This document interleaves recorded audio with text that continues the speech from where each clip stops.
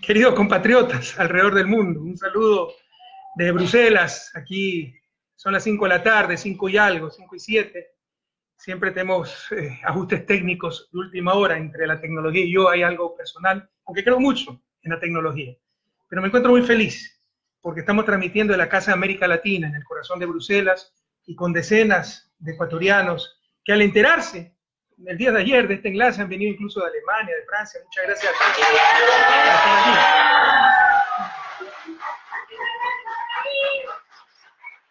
Y aquí tenemos dirigencia muy dinámica en Bélgica, queridos compañeros como Dígar, como Benito, ellos son lojanos, que organizan a cada momento eventos. Este evento, en principio, estaba organizado para reflexionar más que conmemorar, celebrar el 12 de octubre, que se llama de forma equivocada descubrimiento de América, cuando América estaba descubierta hace rato, lo que fue la invasión de los europeos a nuestra América. Y no hay que llorar por el pasado, eso es obvio, pero no hay que olvidarlo, para no cometer los mismos errores nuevamente. Claro, de esa invasión surgió una cultura, el mestizaje, pero también grandes problemas, saqueo, explotación, y si hubiera existido el Estado de Derecho, el actual orden mundial en esa época, serían ellos los que tendrían que pagarnos a nosotros, no nosotros a ellos una deuda ilegítima.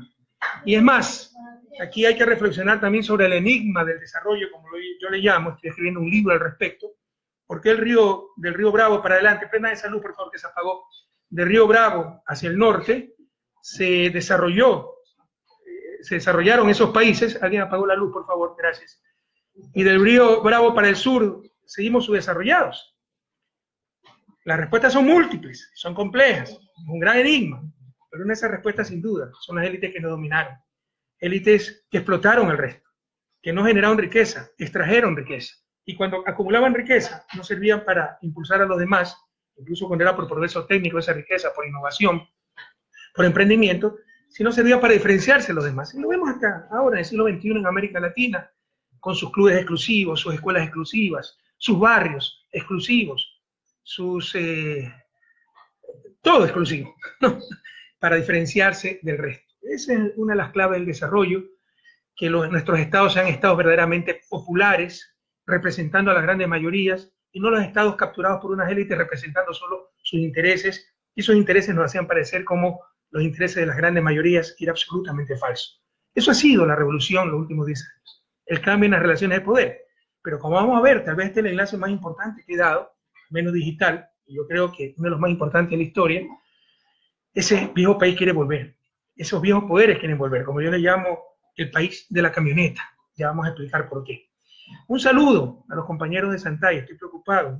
Sí saben que un pesquero se llevó el puente peatonal, parte del puente peatonal, y tenemos en Santay una comunidad de pescadores, fueron rescatados de la pesca de subsistencia, se dedicaban al turismo, y hoy ese turismo debe estar seriamente disminuido. Un abrazo a ellos, ojalá se resuelva prontamente el problema grave del desplome de parte del puente peatonal por esa embarcación que fue a la deriva prácticamente. Y un saludo a mis compañeros de Alianza País, están reunidos ahorita en Ashiris, decenas de dirigentes preparándose para enfrentar estos momentos durísimos que vive la patria, que vive la revolución. Nadie se engaña. No solo que la revolución no continúa, para el 24 de mayo, hay toda una contrarrevolución en marcha. Su principal enemigo, borrar a Correa del mapa. Es decir, el problema de la revolución de Alianza País he sido yo, ellos son los gerentes propietarios de los principios de Montecristi. ¡Cuánta vanidad! Como decir, sí, yo estoy de acuerdo con la revolución cubana, pero Fidel Castro era un dictador, autócrata, etc. Eso no existe, no pueden disociar las dos cosas. Eso es lo que intentan hacer los envidiosos, los arribistas, los lobos disfrazados de corderos. Vamos a enfrentar estos tiempos durísimos, no buscamos esto, pero así es la vida. Yo creo que soy un hombre muy afortunado, no le tengo miedo a los desafíos, ojalá no hubiera ocurrió. Hay que saberlo enfrentar con alegría, con determinación, y para eso nuestros dirigentes de todo el país están reunidos en Alianza País. Un abrazo a Gabriela Rivadeneira, secretaria ejecutiva, un abrazo a Ricardo Patiño, vicepresidente nacional, un abrazo a todos los compañeros. En el último enlace había un importante evento, era el 30 de septiembre, en la asamblea, en el Salón José Mejía Lequerique. Después me dijeron que por esos lapsus brutus, que algunas veces uno tiene, la su lengua, dije José María Lequerique. No entiendo por qué. Algunas veces se me lengua la traba, ¿verdad? Así que disculpen, Es obvio que nuestro prócer José Mejía Lequerica fue delegado de América Latina para el Congreso en Cádiz, una persona extremadamente importante, un intelectual de primer orden, así que pido disculpas por ese error. Y bueno, vamos a hablar 3 temas básicamente el día de hoy, si es que me queda tiempo. Si que me demore demasiado, pues suspenderé el último tema, que son las medidas económicas, que prácticamente son cosas totalmente sueltas, cosméticas. Es el golpe de Estado blando que está en marcha en el país, porque lo que se nos ha presentado disfrazado de consulta popular es un verdadero golpe de Estado, acabar con el Estado de Derecho. El caso Jorge Glass, que es un insulto a la justicia, un insulto a la decencia, ensañamiento, la persecución política, la judicialización de la política en la persona de Jorge Glass, exactamente el mismo libreto que Brasil. Y como le decía, el tercer punto será las medidas económicas que se anunciaron hace un par de días por el presidente de la República. En cuanto al golpe blando, compañeros, vuelve el país de la camioneta. Nadie se engañe, por favor, compañeros que están aquí, los migrantes, nadie se engañe. De las 7 preguntas propuestas para consulta popular, 5 son de distracción. Y solo 2 representan lo que se busca de verdad. Primero, entregar a los de siempre el país, apoderándose del Consejo de Participación Ciudadana y Control Social. Y con ello, como veremos, apoderándose de las autoridades de control, a repartírsela como lo hacían antes. Si han visto el video, el audio, de Nebot conversando con César Verduga después de la caída de Bucarán, y ponme a este, ponme el otro, así era el viejo país. Eso es lo que hemos querido cambiar. Y como este gobierno está entregado a ese viejo país, basta ver con quién andas para decirte quién eres. Ahora los que apoyan la Revolución Ciudadana son los Lucios, los Bucarán, los Nebot, los Lazo, los banqueros. ¿Quién puede creer esa tontería? Se ha traicionado a la revolución. Entonces, como lo que se busca es entregarle al país, esa nomenclatura, ese establishment, a los poderes de siempre, ¿no? Se quieren tomar el Consejo de Participación Ciudadana, las autoridades de control, disfrazadas de democracia, toda esta jugarreta.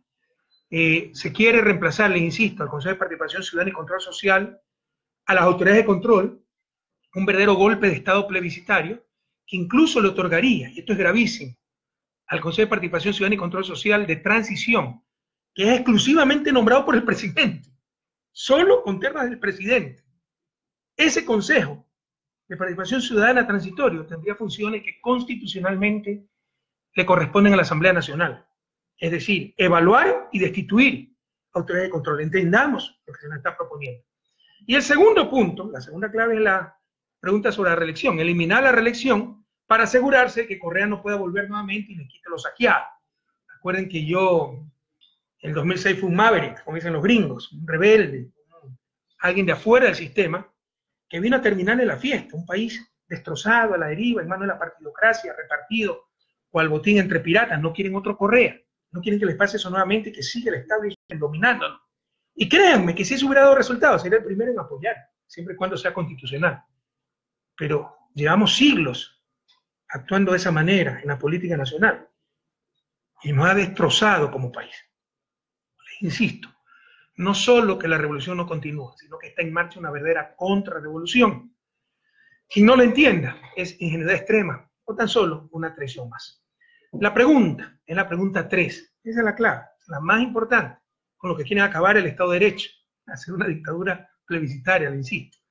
Dice, ¿está usted de acuerdo con enmendar la Constitución de la República del Ecuador para reestructurar el Consejo de Participación Ciudadana y Control Social, así como dar por terminado el periodo constitucional de sus actuales miembros, y que el Consejo que asuma transitoriamente, solo nombrado por el presidente, sus funciones tenga la potestad de evaluar el desempeño de las autoridades cuya designación le corresponde, pudiendo ser el caso anticipar la terminación de sus periodos de acuerdo al anexo 3? ¿Entendemos lo que me están preguntando?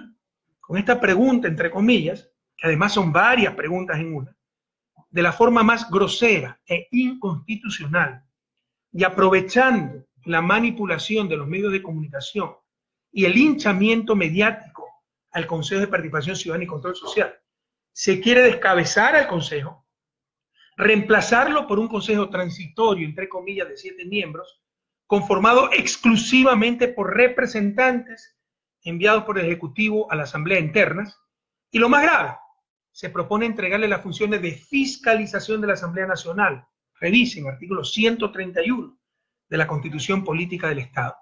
Lo cual evidentemente implica una reforma a la estructura del Estado.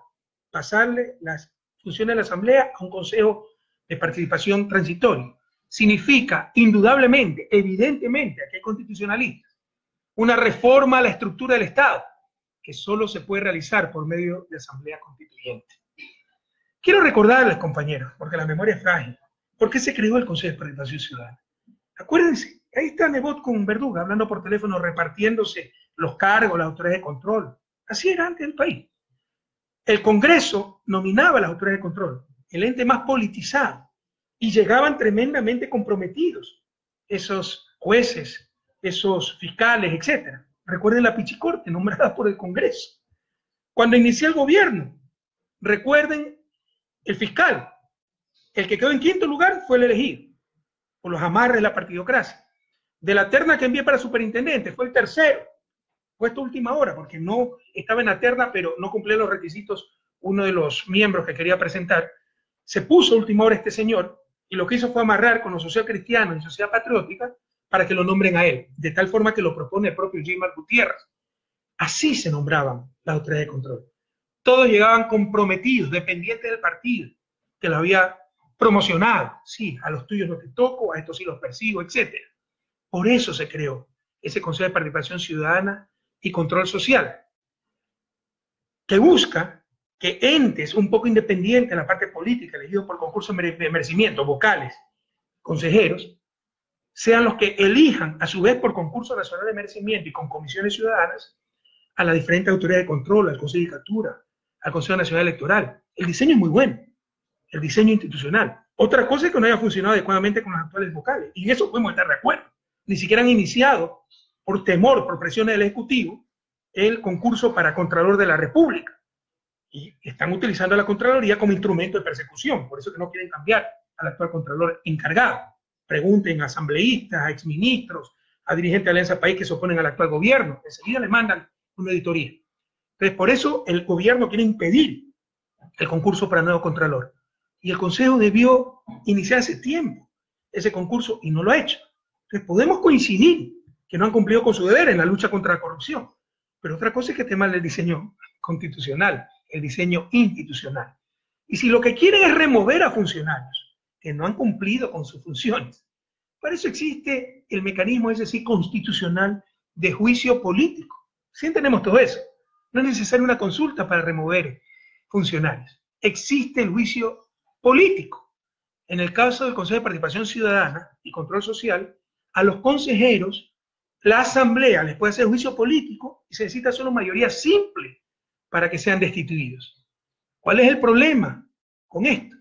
Que sencillamente saldrían los actuales vocales, pero el gobierno no podría apoderarse del Consejo de Participación, nombrando un consejo ad hoc. Habría que hacer concurso nuevamente. Y lo que buscan es eso, no cambiar los vocales solamente, apoderarse del Consejo de Participación.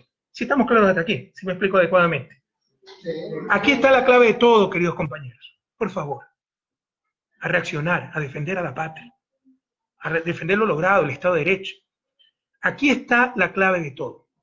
No se trata de remediar el mal funcionamiento del Consejo de Participación Ciudadana, con lo cual muchos coincidimos, y para lo cual no es necesaria una consulta.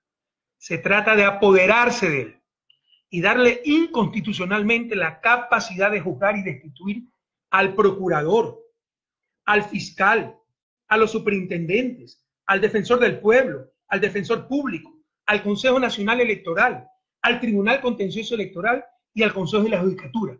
Todos esos son organismos y funcionarios nominados por el Consejo de Participación, y la consulta busca que ese consejo tenga capacidad para evaluarlo y destituirlo, cuando esa capacidad es exclusiva de la Asamblea Nacional. Es el fin del Estado de Derecho. Es una dictadura disfrazada. Pero no solo queda aquí esto. Sobre el Consejo de Participación definitivo, ya lo anterior es extremadamente grave. ¿Qué constitucionalista puede justificar esto? Hay que ser cara dura. ¿Cómo la gente vende su conciencia? Yo puedo ser parcializado, de hecho lo soy. Yo siempre voy a estar con los pobres, siempre voy a estar con América Latina. Todos tenemos nuestras preferencias. Nadie es neutral. Pero otra cosa es no ser objetivo.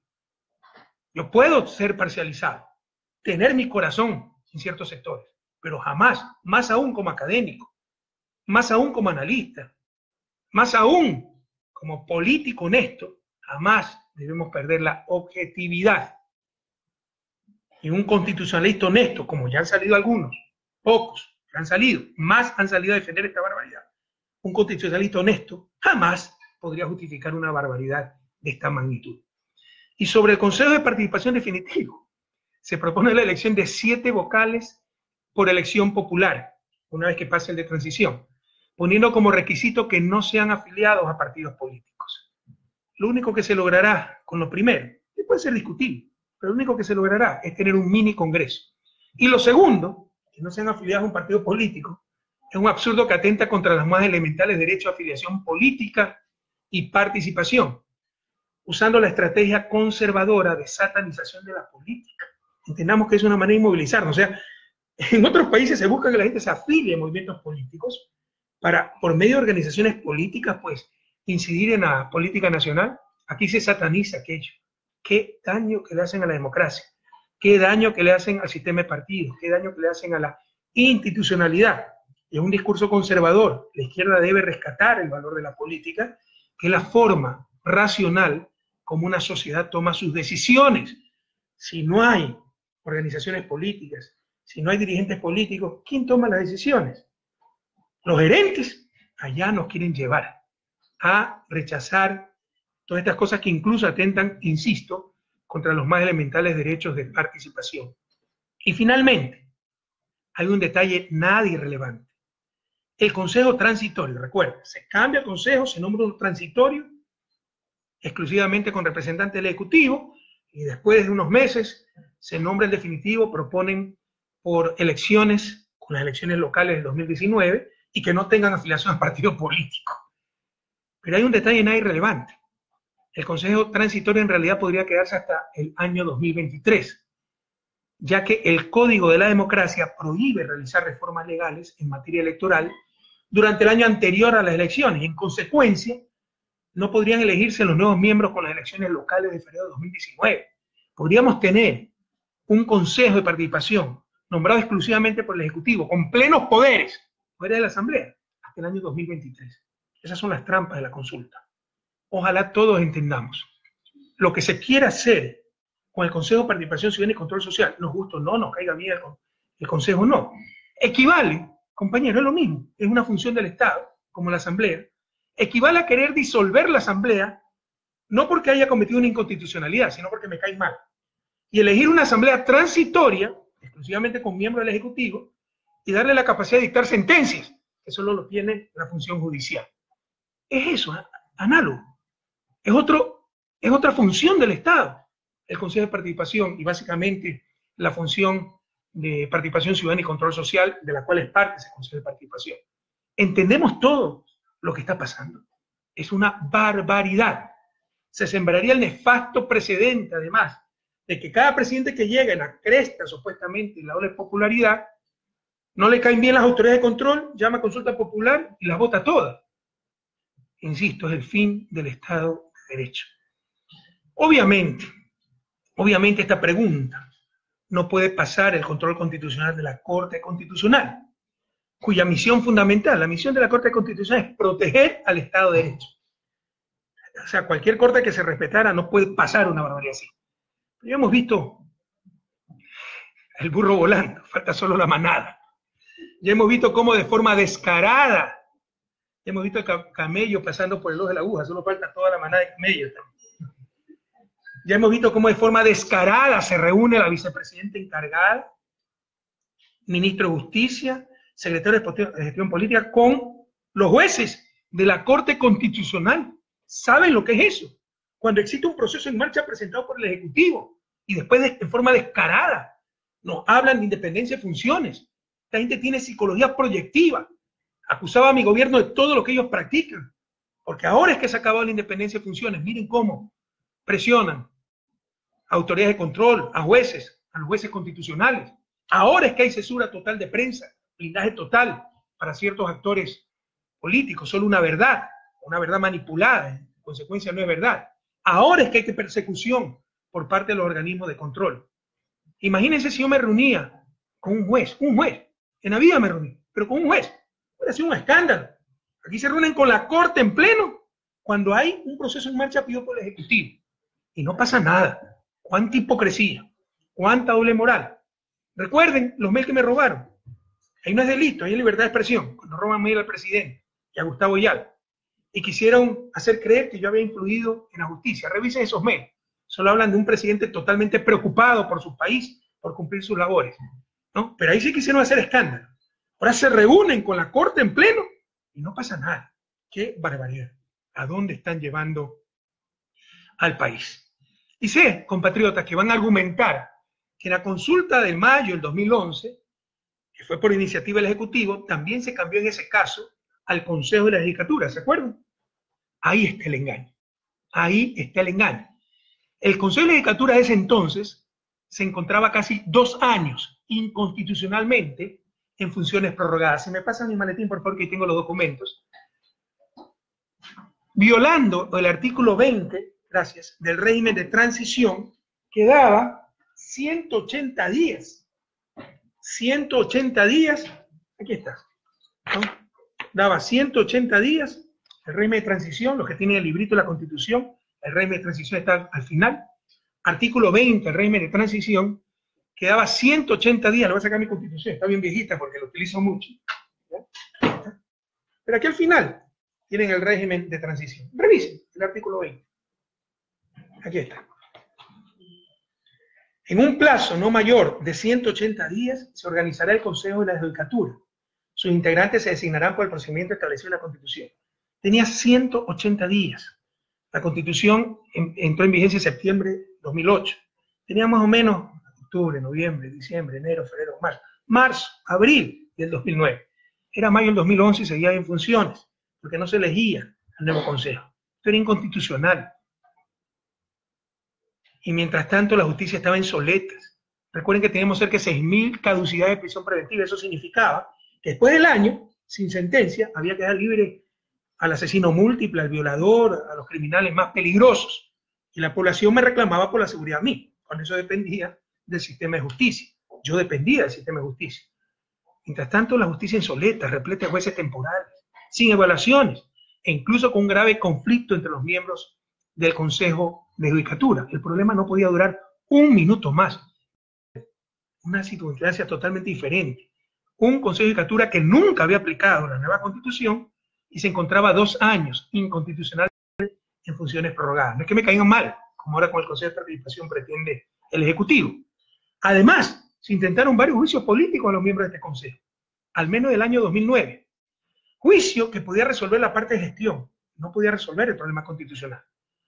Pero se necesitaban 2/3 partes de la Asamblea para la institución del Consejo y no lo teníamos. De hecho, al final se hizo el juicio político y lo perdimos por el bloqueo de la oposición. Prohibido olvidar. Si algo tengo como virtud o como defecto, es la coherencia, compañeros. Pueden decir lo que quiera de Correa, pero nadie puede negar que cumplimos lo que dijimos, lo que ofrecimos al pueblo en Azurra, que somos extremadamente coherentes con lo que pensamos, decimos y actuamos. No es que ofrecimos algo en campaña y adoptamos el programa de la oposición como se está haciendo actualmente. Se puede acusar de todo, menos de incoherente. Además, los conflictos,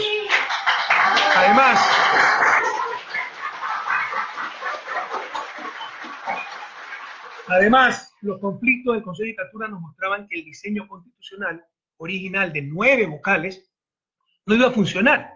Esto estaba en el artículo 179 de la nueva Constitución. Por lo que en la misma consulta, pero en pregunta independiente, se propuso una conformación más simple y rápida. Un Consejo de Judicatura de 5 miembros, compuestos por ternas enviadas por la Corte Nacional de Justicia, la Fiscalía, la Defensoría Pública, el Ejecutivo y la Asamblea. Es decir, representantes de todas las funciones del Estado, pero 3 solamente de la función judicial de los diferentes sectores, Corte Nacional, Fiscalía, Defensoría Pública. Entonces, sistema de justicia, función judicial, 1 del Ejecutivo, 1 de la Asamblea. 5 miembros, estructura que dicho sea de paso ha dado excelentes resultados. Somos el ejemplo para la región. Vienen misiones de Uruguay, de Perú, yo las he recibido, no me han contado. A ver lo bien que funciona el sistema de justicia, la reforma que hicimos. Todo eso fue la consulta del 2011. Pero aquí está la clave. La consulta del 2011 fue para superar un grave impasse constitucional, no como ahora, para provocarlo. La consulta del 2011 fue para superar un grave impasse constitucional. Ahora están provocando esa inconstitucionalidad con una consulta amañada.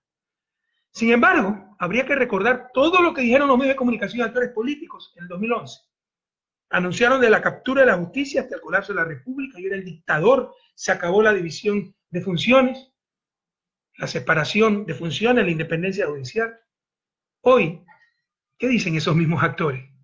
Dicen exactamente todo lo contrario y promueven el sí en esta consulta. La doble moral es impresionante. Ahí estuve revisando las intervenciones de todos estos señores, los Pachacuti, el MPD, juristas, participación ciudadana, etcétera, cómo decían que era imposible cambiar el Consejo de Judicatura porque era inconstitucional, se atentaba a la división de funciones, cuando estaban prorrogados inconstitucionalmente 2 años. Hoy hacen mutis por el foro o dicen exactamente lo contrario. Cómo destrozan al país, cómo destrozan la verdad por los anhelos coyunturales, por las conveniencias coyunturales. Así no se desarrollará nunca nuestra patria. Solamente la verdad nos hará libres. Les resumo, compañeros. Consulta 2011, cambio del Consejo de Judicatura. Consulta 2017, cambio del Consejo de Participación Ciudadana y Control Social. En el primer caso, inconstitucionalmente en funciones prorrogadas, incumpliendo el artículo 20 del régimen de transición.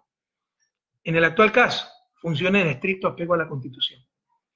En ese entonces no existía mayoría, peor de 2/3, ni siquiera mayoría simple, peor de 2/3 en la Asamblea para destituirlos con juicio político. Ahora existe esa mayoría para el juicio político. En aquel entonces fue reemplazado por un Consejo de Transición compuesto por representantes de 3 funciones del Estado: ejecutiva, legislativa y judicial. Ahora, el Consejo de Participación pretende ser reemplazado por un Consejo de Transición compuesto exclusivamente con miembros sugeridos por la función ejecutiva. En ese entonces, ese Consejo de Transición ejerció funciones exclusivamente, funciones establecidas en la Constitución para el Consejo de Judicatura, no se les añadió ninguna función. Ahora pretenden al Consejo de Participación de Transición entregarle funciones no establecidas en la Constitución y que corresponden a la Asamblea Nacional. En ese entonces, el Consejo de Transición, como le propusimos al pueblo ecuatoriano, duró 18 meses en sus funciones. Ahora pueden quedarse hasta el año 2023, ya que el Código de la Democracia prohíbe realizar reformas legales en materia electoral durante el año anterior a la elección. Saben todos a lo que nos estamos enfrentando. ¿Ha quedado bien claro esta parte? Se trata de un verdadero golpe de Estado plebiscitario, destruir al Estado de Derecho por las conveniencias coyunturales. ¿Y cuál es la segunda parte del plan? Corte Constitucional deja pasar esta monstruosidad, ¿no? Se toman el Estado, la autoridad de control, pero chuta, si Correa viene, se nos acabó la fiesta. Hay que acabar con la posibilidad de reelección, asumiendo que me están haciendo el daño a mí. El siguiente paso, compatriotas, en el golpe blando, es asegurarse de que nadie les pueda arrebatar lo saqueado, el viejo país, de que no hay otra vez un Rafael Correa, que en el 2006 le quitó a los de la camioneta el mando de la República. Y para eso tienen que evitar la mal llamada reelección indefinida, que en realidad es postulación indefinida. Nadie tiene garantizada la reelección. Eso lo decía el pueblo ecuatoriano. Y como tienen que disfrazarse de demócratas, nos hablan del principio de alternabilidad. En verdad la palabra castiza es alternancia, pero en ciencias políticas se utiliza alternabilidad. Entonces ahora defienden el principio de alternabilidad. Habría que preguntarle a Angela Merkel, porque ustedes vienen de Alemania, compañeros. 4ª elección consecutiva, ¿cuántos años lleva? 14, creo, 12, 14, y va a tener 4 más, ¿verdad?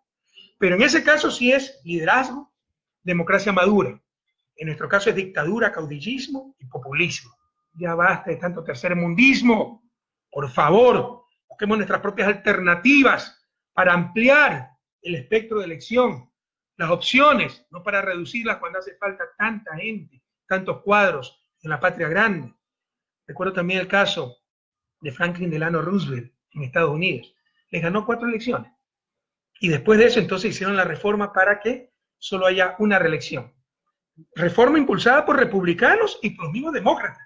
que envidiaban a Franklin Delano Roosevelt y querían su pedazo del pastel, querían su oportunidad también para ocupar ese puesto, y como no podían vencerlo en las urnas, para que no haya otro Franklin Delano Roosevelt, limitaron la reelección presidencial solo a una reelección.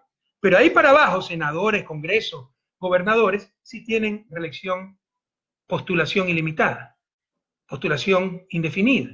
¿Qué sentido tiene todo esto? Solo mediocridad. Y la pregunta es la pregunta número 2, que dice, para garantizar el principio de la alternabilidad, son demócratas, ¿no? ¿Está usted de acuerdo con enmendar la Constitución de la República del Ecuador para que todas las autoridades de elección popular puedan ser reelectas una sola vez, recuperando el mandato de la Constitución de Montecristi y dejando sin efecto la reelección indefinida aprobada mediante enmienda por la Asamblea Nacional el 3 de diciembre del 2015, según lo establecido en el anexo 2? Ellos son los demócratas que defienden el principio de alternabilidad. Ellos son los gerentes propietarios del espíritu Montecristi. ¿Cuál es la verdad? En la Constitución de Montecristi no consta el principio de alternabilidad. En el 98 sí, gobierno alternativo, acá no. Como falsamente han hecho creer los que se creen gerentes propietarios de los principios de Montecristi. Y no consta, entre otros motivos, porque contradiría la Convención Interamericana de Derechos Humanos, que en su artículo 23 establece que todos los ciudadanos gozan del derecho y oportunidad de participar en la dirección de los asuntos públicos, directamente, de votar y ser elegidos en elecciones periódicas y tener acceso a las funciones públicas de su país. Artículo 23, numeral 1, de la Convención Interamericana de Derechos Humanos. Y este mismo artículo señala que la ley puede reglamentar el ejercicio de estos derechos, exclusivamente por razones de edad, nacionalidad, residencia, idioma, instrucción, capacidad civil o mental o condena por juez competente en proceso penal. El numeral 2 del artículo 23. Lo dice expresamente la Convención Interamericana de Derechos Humanos. Por ningún lado se puede restringir ese derecho porque ha sido electo anteriormente para ese cargo. Cuando se estableció una nueva constitución del sistema de una reelección, yo estuve ahí, no es que me lo contaron, lo discutimos. Nadie hablaba de que no, que la alternativa, no. Lo que se dice es que hay que homogenizar todo. Se buscaba ordenar el sistema electoral, ya que antes el sistema de una sola reelección regía, como en Estados Unidos, solamente para presidente y vicepresidente, mientras que todos los demás puestos, alcaldes, prefectos, concejales, consejeros, asambleístas, en esa época diputados, todos los demás puestos de elección popular tenían postulación indefinida. De esta forma fue perfectamente legítimo volver al sistema de postulación indefinida para todos. Lo inconsistente hubiera sido tener dos sistemas, como ocurría antes de la Constitución de Montecristi.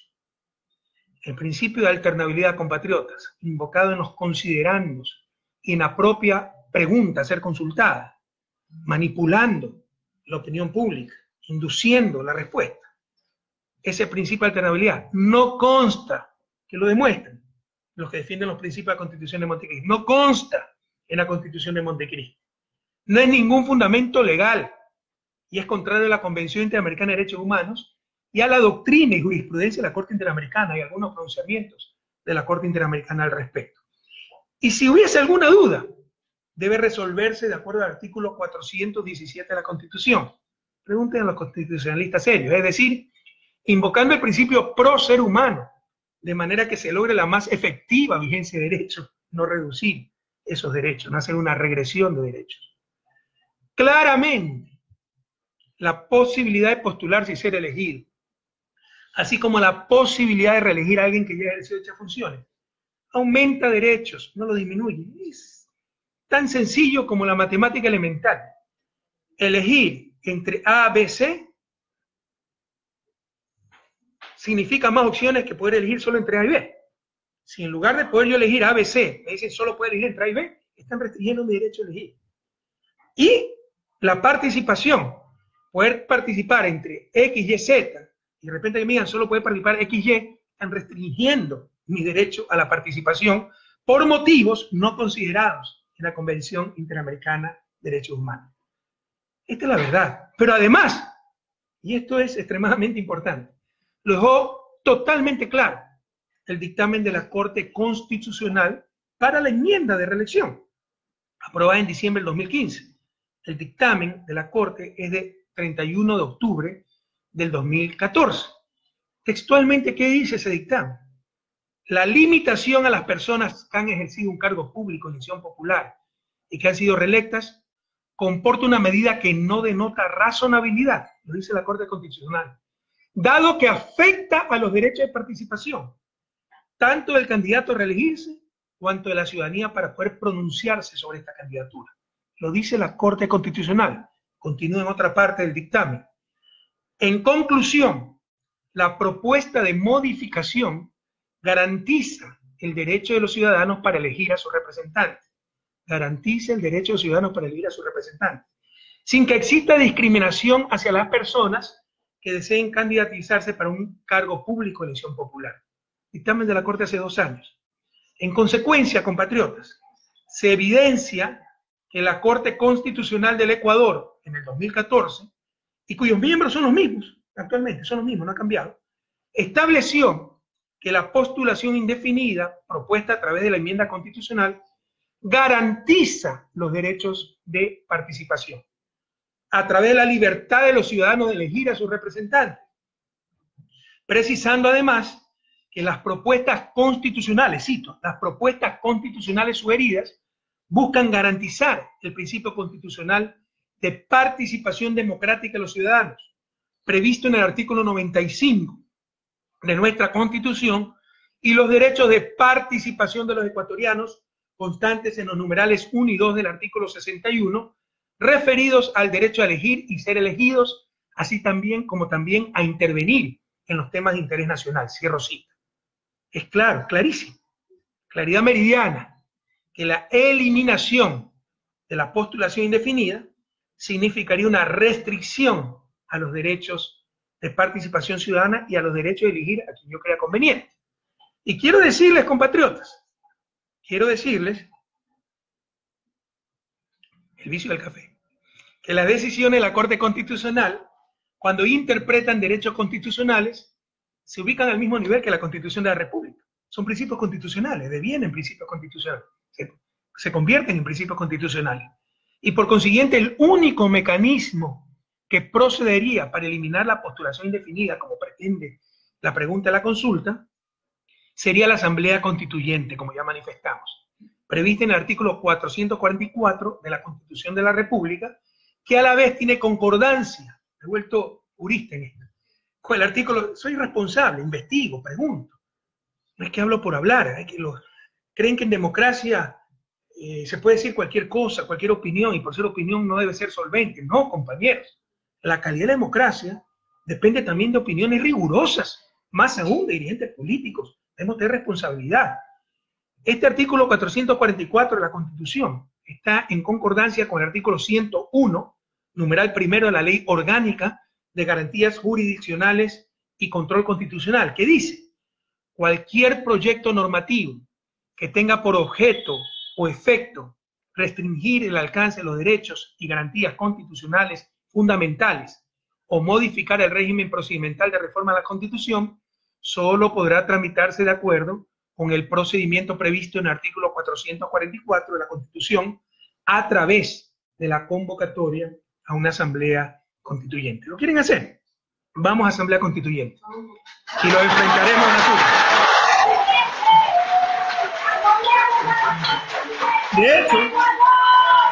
De hecho, si la Corte Constitucional ya acepta monstruosidades, nosotros recogeremos firmas, el 12% del padrón como Alianza País, para convocar a una asamblea constituyente, compañeros. No permitiremos que se lleven un poco la paz.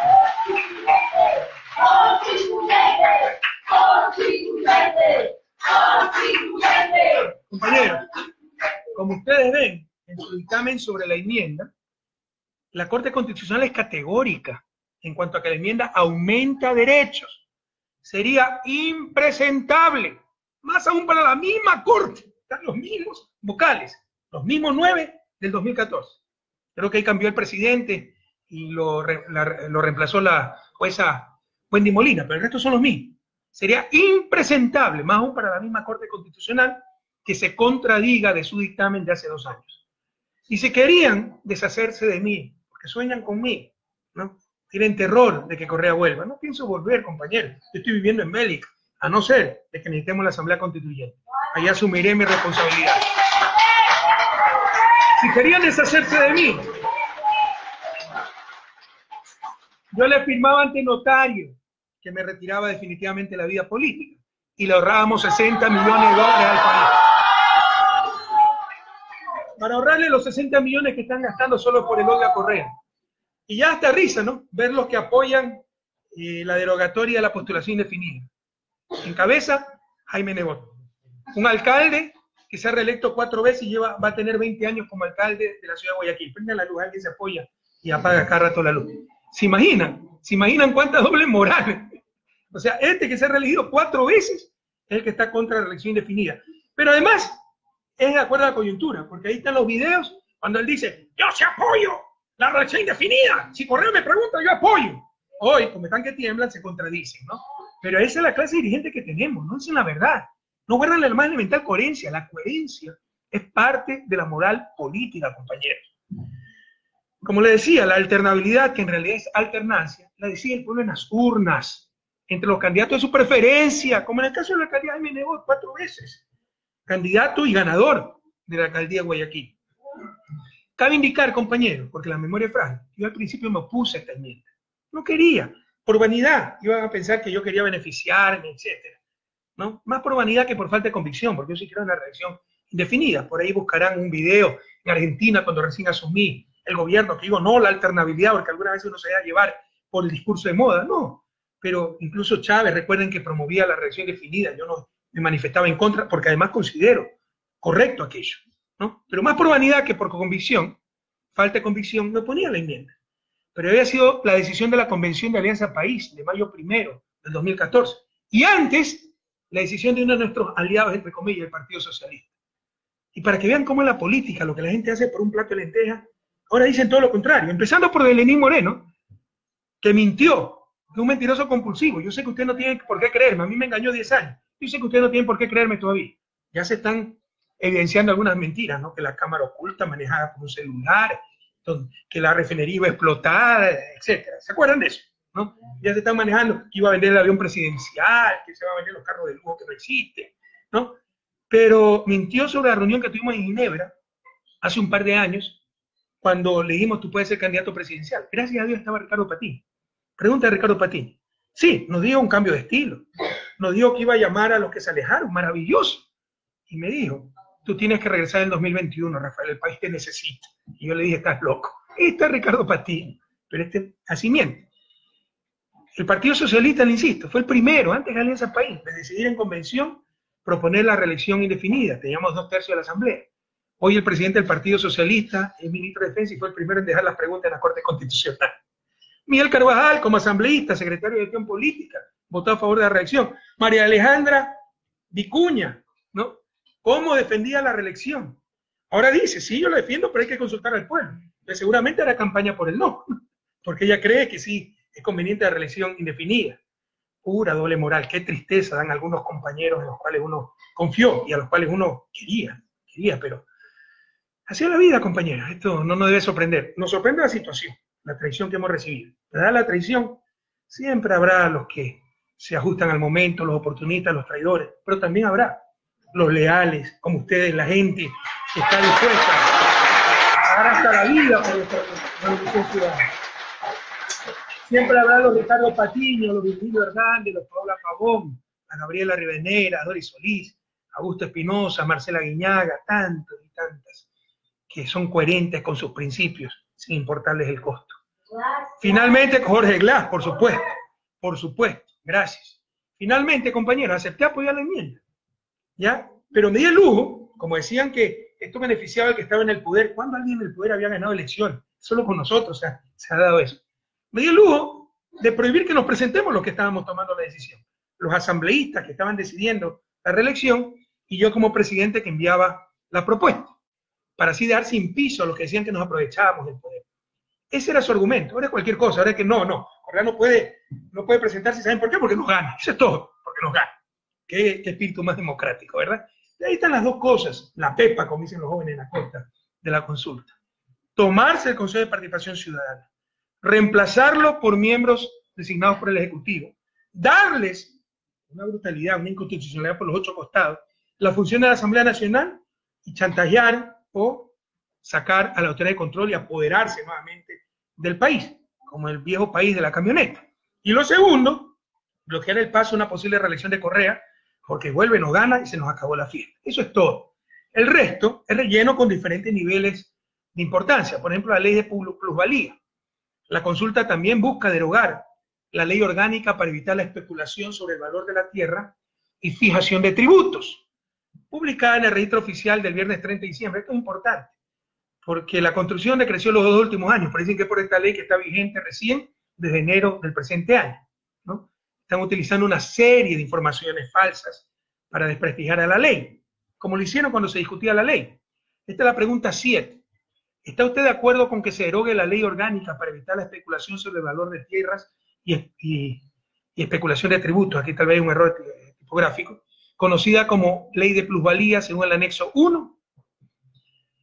Compañeros, con esta ley contra la especulación de tierras, que nos puso a la vanguardia de América Latina, ¿qué se logra?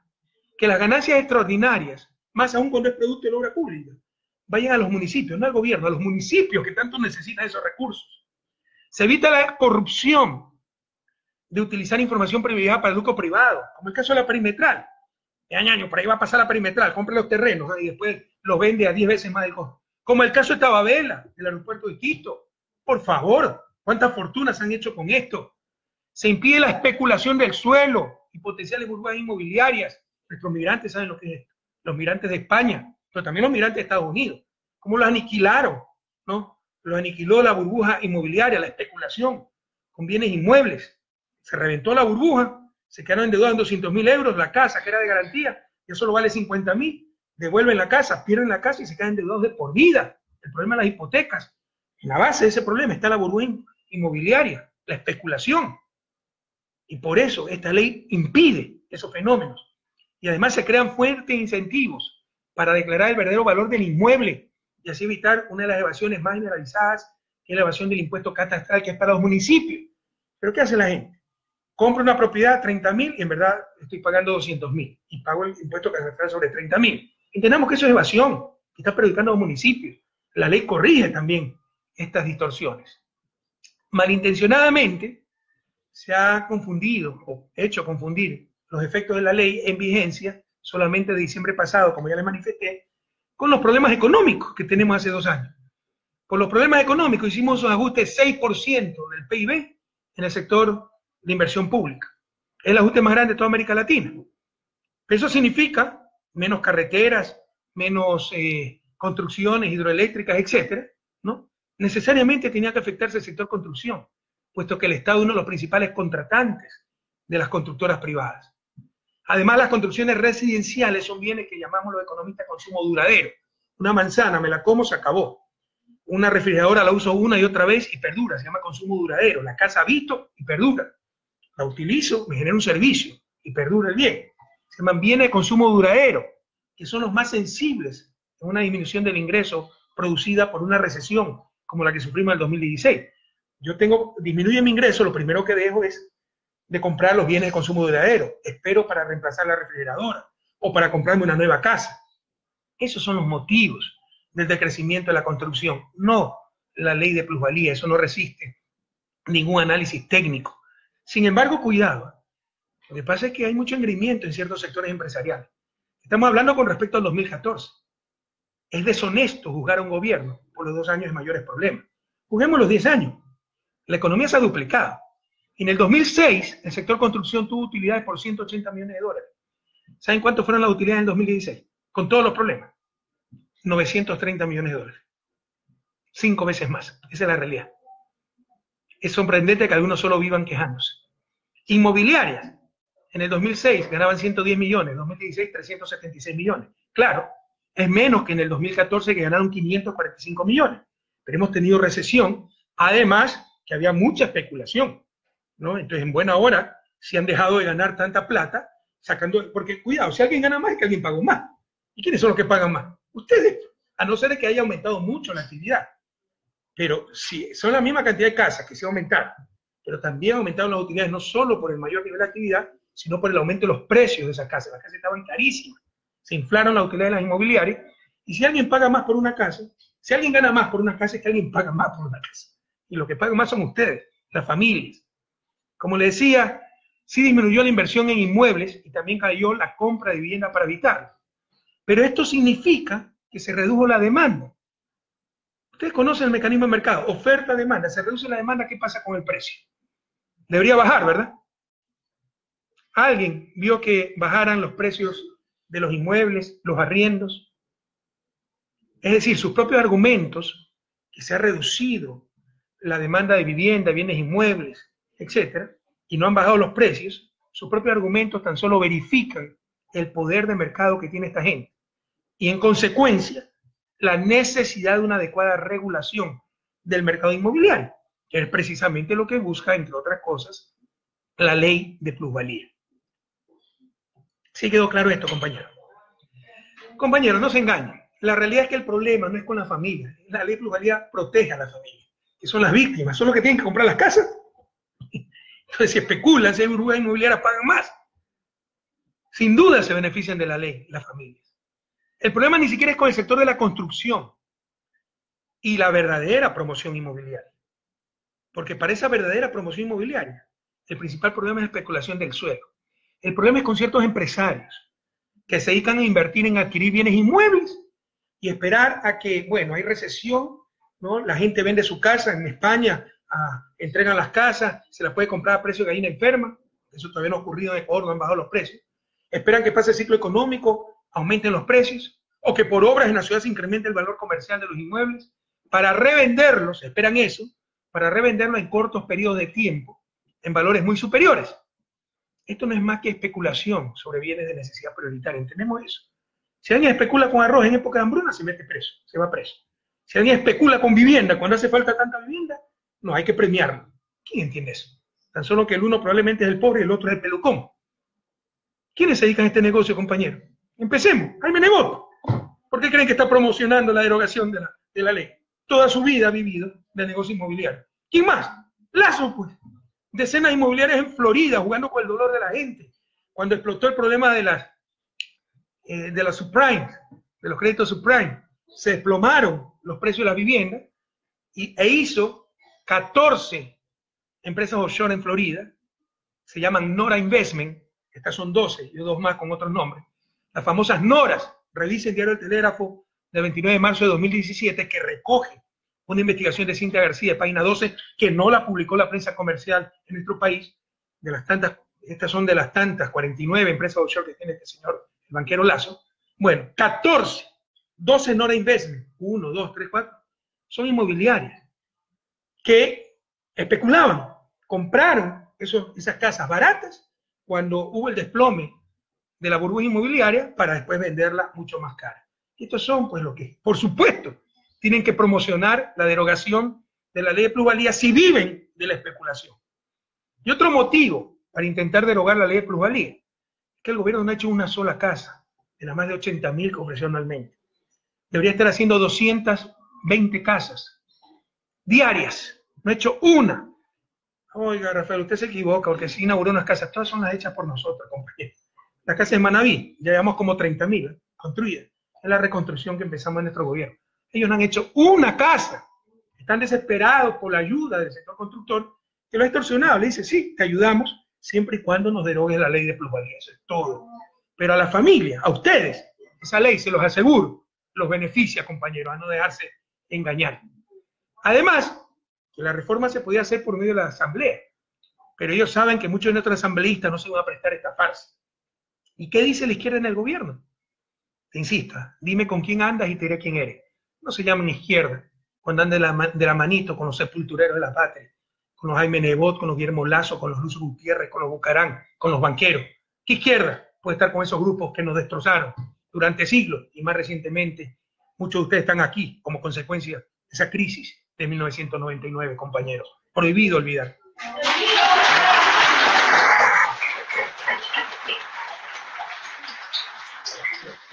La FEPA y la consulta, bajarse al Consejo de Participación, reemplazarlo por uno del Ejecutivo y votar a toda la autoridad de control para repartirse el país como pirata. Y evitar la reelección para que Correa no nos quite la fiesta, ¿no? De ahí, la ley de plusvalía, por todos estos intereses de estos dirigentes políticos que a la vez son especuladores de tierra, de bienes inmuebles, más la presión del sector constructor. Y el resto son las clásicas preguntas de enganche, incluso de populismo penal. La primera dice: ¿está usted de acuerdo con que se enmiende la Constitución de la República del Ecuador para que se sancione a toda persona condenada por actos de corrupción con su inhabilitación para participar en la vida política del país y con la pérdida de sus bienes, como dice el anexo 1? Y la pregunta 4 tiene también que ver con delitos. ¿Está usted de acuerdo con enmendar la Constitución de la República del Ecuador para que nunca prescriban los delitos sexuales en contra de niños, niñas y adolescentes, según el anexo 4? ¿Saben una cosa? ¿No? ¿Quién puede estar contra esto? Aunque hay algunos matices, pero también una gran farsa.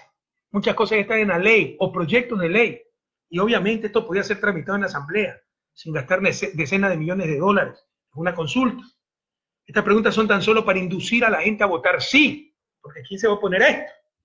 Pero en el primer caso, por ejemplo, ¿no?, seguir utilizando como instrumento político la lucha anticorrupción, lo que busca es eso, ¿no? Le ha dado grandes resultados a la lucha anticorrupción. O sea, escucharon que era rentable, que nosotros somos los honestos, corrupto era Correa y su combo, jefe de la mafia, me llamaron, ¿no? Imagínense, jefe de la mafia, cuando este tipo fue 6 años mi vicepresidente. O un incompetente completo, o es cómplice, ¿no? No, es un gran hipócrita, compañero, además. No es cómplice de nada, porque éramos un gobierno absolutamente honesto. Es un gran hipócrita. Pero ¿cómo no dar indignación, no? Lo canallesco.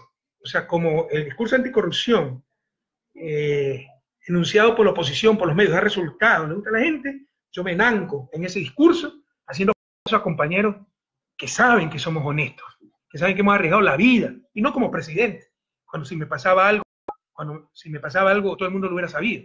Cuando no era nadie, recién llegado de Lovaina, luchando contra la corrupción en mi país, perdí mi empleo, fui perseguido, amenazado de muerte, me pusieron como servicios penales. Nosotros hemos luchado contra la corrupción toda la vida. Permitiremos que canallas jueguen con nuestro principal tesoro, bagaje, con nuestra integridad.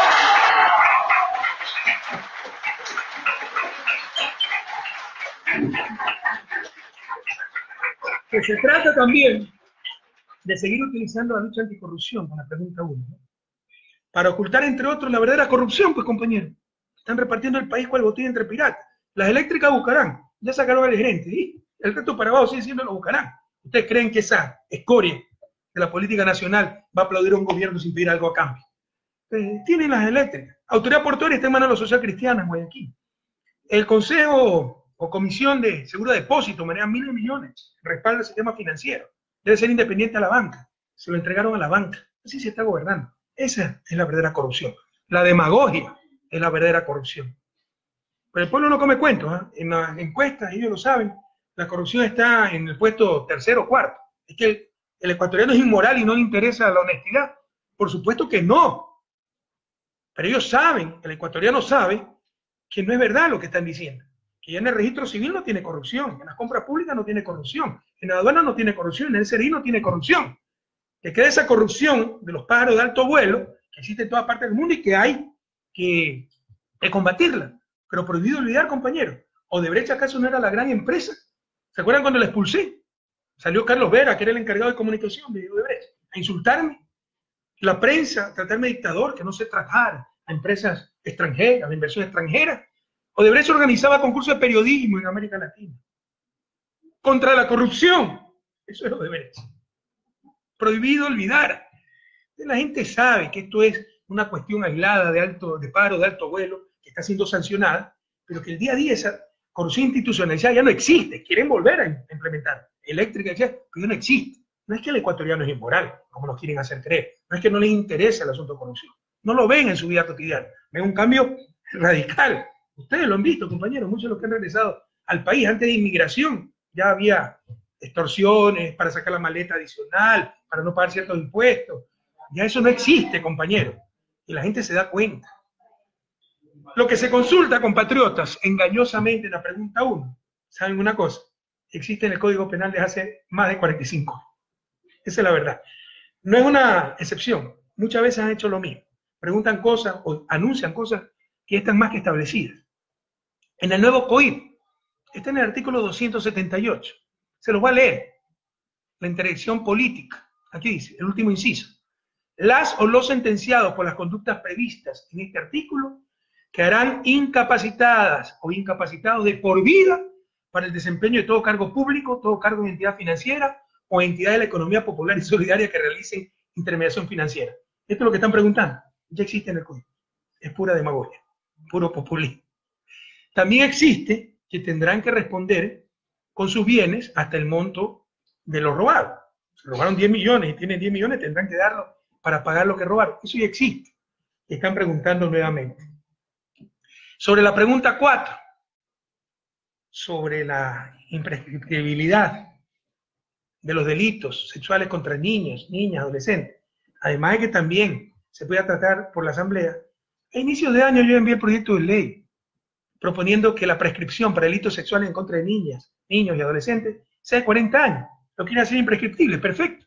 Pero ¿por qué no utilizaron ese proyecto de ley? Y esta pregunta, el presidente de la Asamblea, Pepe Senado, dijo, esta pregunta fue presentada por la Asamblea. Pura demagogia. Se la podía tratar la Asamblea en la ley. Una ley la podía tratar la Asamblea. Y tienen el proyecto ya de ley presentado. Hubiera bastado que la Asamblea de trámite esta ley y se ponga la imprescriptibilidad. Les insisto, son cosas que ya existen o pudieron tratarse por medio de la Asamblea, pero se trata de preguntas de enganche, pura demagogia, para que la gente diga sí a eso y a todo. Y el último grupo de preguntas, sinceramente la irrelevante, no porque sea irrelevante la ecología, me voy a sacar de contexto esto, no, porque no cambia nada casi. Es la quinta. ¿Está usted de acuerdo en incrementar la zona intangible al menos 50.000 hectáreas y reducir el área de explotación petrolera autorizada por la Asamblea Nacional en el Parque Nacional Yasuní de 1.030 hectáreas a 300 hectáreas? Qué lindo, ellos cuidan Yasuní, yo lo quería destruir. 6. ¿Está usted de acuerdo con enmendar la Constitución de la República del Ecuador para que se prohíba la minería metálica en todas sus etapas en áreas protegidas, en zonas intangibles y centros urbanos, de acuerdo al anexo 6? Estas preguntas que... La quinta no aporta nada. Y la sexta aporta marginalmente e inconsistentemente. Ustedes saben que la iniciativa de Yasuní TT la creamos nosotros. La postura, yo la diseñé, compañero, no era que se afectaba el parque, era que se evitaba enviar a la atmósfera 400 toneladas de CO2 y por eso, para evitar eso, que era nuestro derecho, explotar ese petróleo, necesitamos una compensación de la comunidad internacional para dejar el petróleo bajo tierra. Es como el mecanismo REDD. Se paga por evitar la deforestación, para mantener el bosque en pie, porque ese país tiene derecho a talar el bosque, pero para que no tale se paga. Un mecanismo REDD de las Naciones Unidas. Existe. Es análogo a la iniciativa Yasuní TT en cuanto a emisiones evitadas. No lo entendió así el mundo. Fue tal vez la decisión más dolorosa que tuve que tomar en agosto del 2013. Y tuve que dar paso a la iniciativa, pero siempre cuidando el Yasuní.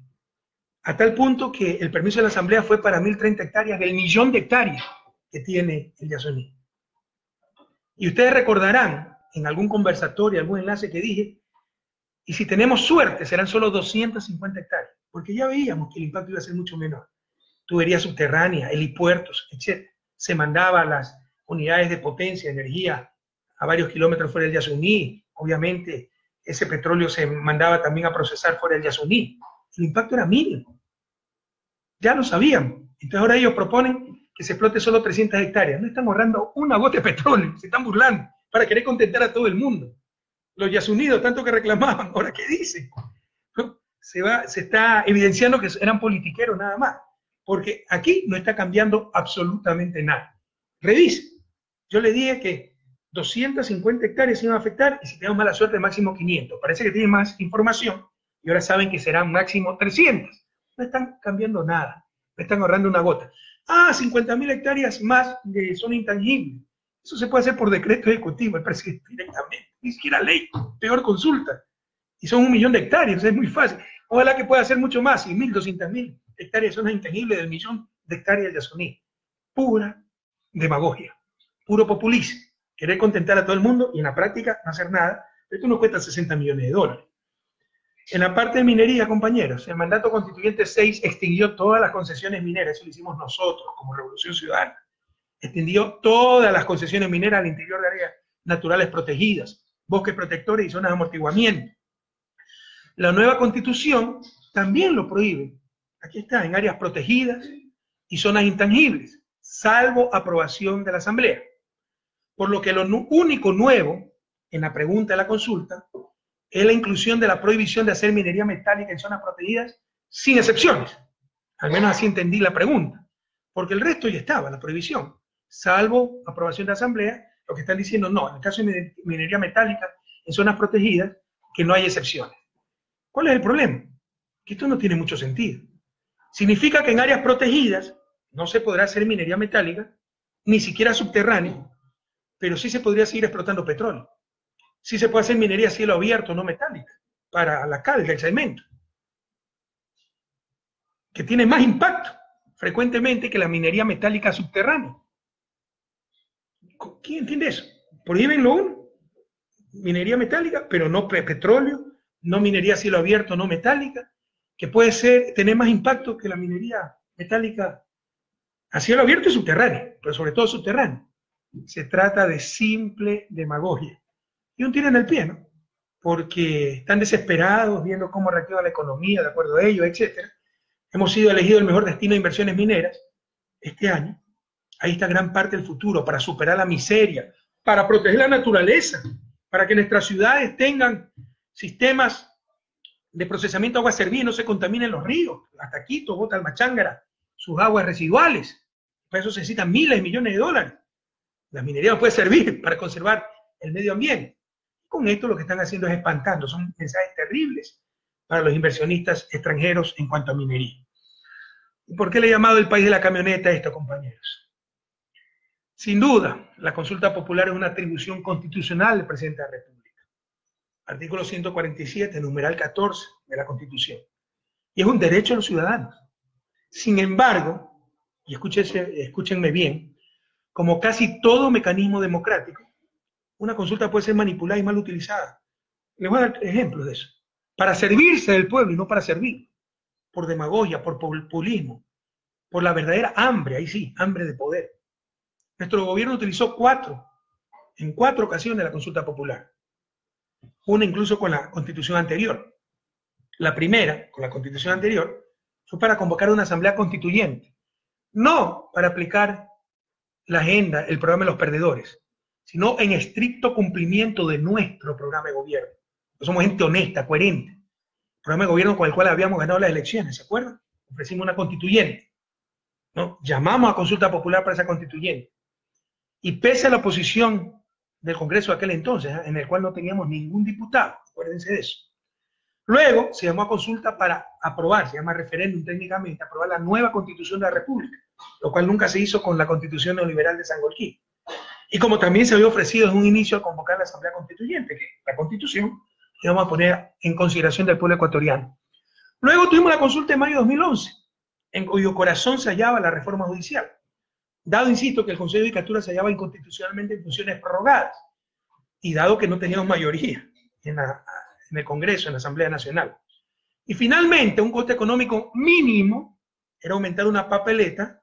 Se aprovecharon las últimas elecciones presidenciales para consultar al pueblo si estaba de acuerdo con prohibir a los funcionarios públicos, que los funcionarios públicos tengan operaciones en paraísos fiscales, lo cual nos puso a la vanguardia mundial en la lucha contra esta pandemia del capitalismo salvaje.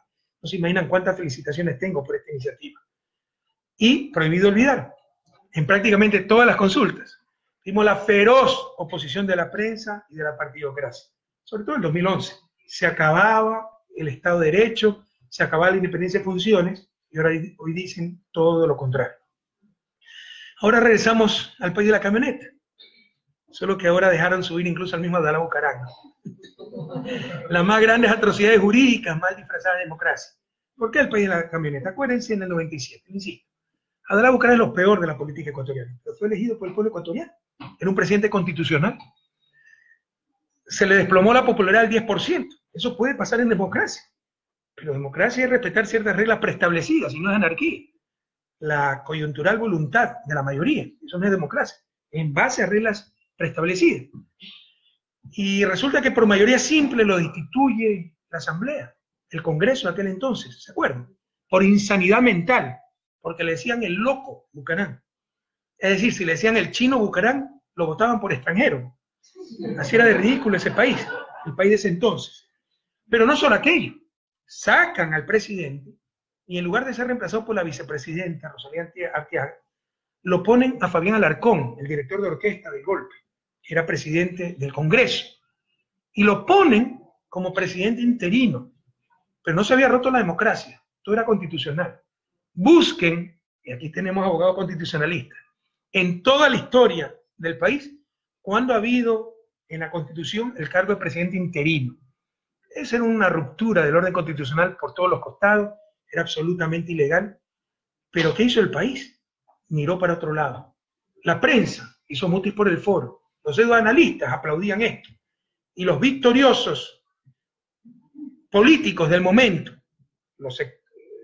representando los mismos sectores e incluso los mismos actores de ahora, se paseaban en una camioneta, no muy orgullosos de lo que habían logrado. Insisto, yo he sido el principal adversario de Bucaram, para mí es lo peor de la política, pero no podemos atentar contra principios constitucionales por la coyuntura. Como veremos, pues eso destruye al país, no es que lo ayude. De hecho, recuerdo, después de esta barbaridad, tuvimos 10 años de una inestabilidad terrible. Ningún gobierno electo acabó, su periodo bastante de mi gobierno. En 10 años tuvimos 7 presidentes, 50 cuentan a Rosalía 8, si cuentan al triunvirato cuando se fue Lucio 11. Esa fue la realidad del país. Por esto es sabido que votaron a Bucaram, sabidísimo. Y para lavarse un poco la cara, en una falsa democracia, como nos quieren hacer creer ahora, llamaron a consulta también, mayo del 97. La pregunta 1, ¿ratifica usted el mandato popular de la jornada de febrero ejecutado en la decisión del Congreso Nacional que resolvió cesar en las funciones del presidente constitucional de la República, el abogado Abdalá Bucaram? ¿Saben con cuánto ganó esto? Con 61% del voto total, solo tuvo 19% de voto en contra, y esto significa 76% del voto válido, aunque ahí lo que valía eran los votos totales. 61% de voto total, 76% de voto válido. ¿Se imaginan la inmensa mayoría ratificando algo que era absolutamente inconstitucional? Pero así se manipulaba a nuestra gente.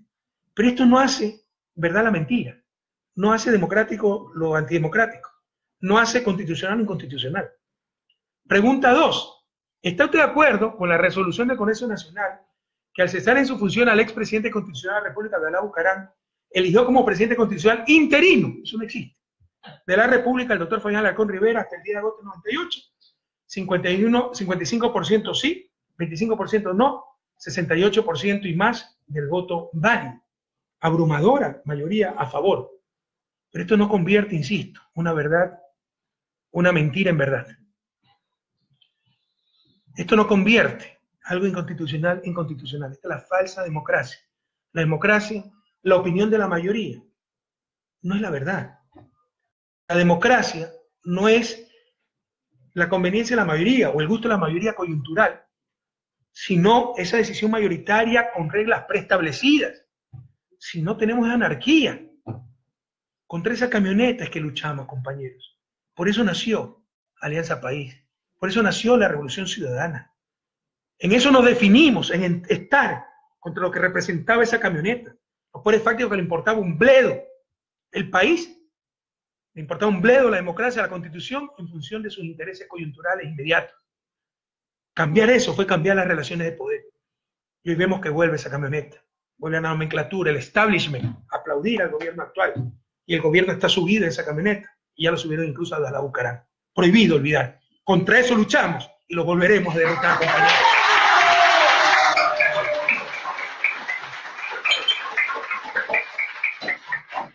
Me he tomado más de una hora en explicarle la consulta, pero es un golpe blanco. Me quedan 2 temas, voy a tratarlo lo más rápidamente posible. Pero sí quedó claro la consulta. Golpe de Estado. Disfrazado de democracia como hicieron en el 97. Que así hubiese dado resultado, moralmente, éticamente, es inadmisible. Pero lo peor, por esa conveniencia coyuntural, es votar a Abdalá, nombrarlo a Fabián Alarcón, llamar en la efervescencia popular, el odio contra Bucaram, una consulta popular y ganarla. Por esa zapada, tuvimos 10 años de inestabilidad. No hubo gobierno que acabara su periodo. 7 presidentes en 10 años, 11, depende de cómo los cuenten. Y siguieron mirando por otro lado, en otras inconstitucionalidades. Transitoria 42 de la Constitución del 98, preparando el feriado bancario, la ley AGD, la dolarización, y nunca cambiaron la Constitución que decía expresamente que la moneda nacional es el Sucre. De eso nace, de estas zapadas de los politiqueros irresponsables, ¿no? Nacen todas estas inconstitucionalidades que nos han hecho tanto daño. y volvemos a ese país del pasado, ese país de la camioneta. Caso Jorge Glass, muy rápidamente, aunque merece mucho más. Jorge, nuestro abrazo solidario a él, a su familia, a nuestra sombría de bien. No yo como Alberto Dají, que pese a lo que él sufrió, la persecución de Férez Cordero, el primero en acusar y acosar al vicepresidente. ¿Cómo puede haber tantas contradicciones? Un hombre que sufrió la persecución. Jorge, un tipo inocente, honesto. Aquí se está aplicando el libreto de Brasil, judicializar la política, que empieza con el linchamiento mediático para que lo condenen los titulares, para que la opinión mayoritaria sea que Jorge es culpable, cuando eso tiene que decidirse en tribunales independientes que dejan de ser independientes, con la presión mediática, que tiemble el mundo. Un hombre inocente está en la cárcel y injustamente en la cárcel. No había necesidad de dictar. Amigo, el pueblo está contigo. Amigo, el pueblo está contigo. Esta hora, ¿cómo te quieren nuestros hermanos migrantes? ¿Cómo te quieren los manavistas? Tanto hiciste por ello en la reconstrucción, los esmeraldeños, tanta y tanta gente. Por más que han hecho, ¿no? El mínimo que tuvo Jorge, que le destruyeron su reputación, era 30%. ¿Saben lo que es tener 30% de apoyo popular en la coyuntura que vivió Jorge? Una inmensidad aquello. Angela Merkel acaba de ganar con 32%. ¿No? Pese a todos los ataques. Un hombre inocente está en la cárcel. Un abuso del derecho. Lo han dicho hasta los propios opositores. ¿Por qué se le dictó prisión preventiva? ¿Saben por qué? Para ya reemplazarlo y empezar a contar los días para abandono del cargo. Porque el objetivo es apoderarse de la vicepresidencia. Porque es otro de los obstáculos en el plan de esta gente para volvernos al viejo país. Le pasa algo al presidente Lenín Moreno, que tiene salud por ahí. Así mienta Miguel Carvajal. No voy a dar más detalles, pero ellos saben que están mintiendo. Le pasa algo, el presidente Jorge Glass y se les acabó la fiesta. Que tienen que deshacerse de Jorge Glass. Ese es el objetivo, compañero. Apoderarse de la vicepresidencia. Por eso también presionaron para la prisión preventiva, para que empiecen a contar los días de abandono del cargo. Jorge Glass pidió vacaciones, es decir, eso no entra como ausencia temporal, que cuenta como abandono del cargo. Y pese a eso nombraron una vicepresidenta encargada. Eso es absolutamente ilegal. Porque no existe lo que llama la Constitución, no tengo aquí el artículo, pero revisen, si alguien me lo busca en buena hora, la ausencia temporal. No, Jorge ha pedido vacaciones, pero está detenido. Yo en mis vacaciones puedo estar detenido, puedo irme del país a vacacionar, puedo estar durmiendo en mi casa. Eso es problema mío. Que no cuentan los días del abandono, no tenía que haber reemplazo en la vicepresidencia. Era como cuando Moreno fue a Nueva York, que ya lo pifiaron nuestros migrantes, dicho se pasa una semana, entonces tenía que tener un reemplazo. No, porque no era, como lo define la Constitución, ausencia temporal. Entonces, pero a Jorge le han hecho eso ilegalmente, porque el objetivo es, como saben que en asamblea hay todavía reservas de moral, no va a poder lograr los 2/3 para destituir al presidente y vicepresidente legalmente, porque no están los causales, entonces quieren sacarlo de la vicepresidencia por abandono del cargo. Detenerlo, entonces se nombra un reemplazo y abandonó el cargo. Eso es todo, compañero.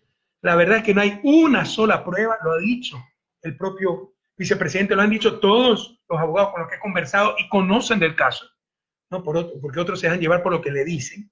No hay una sola prueba.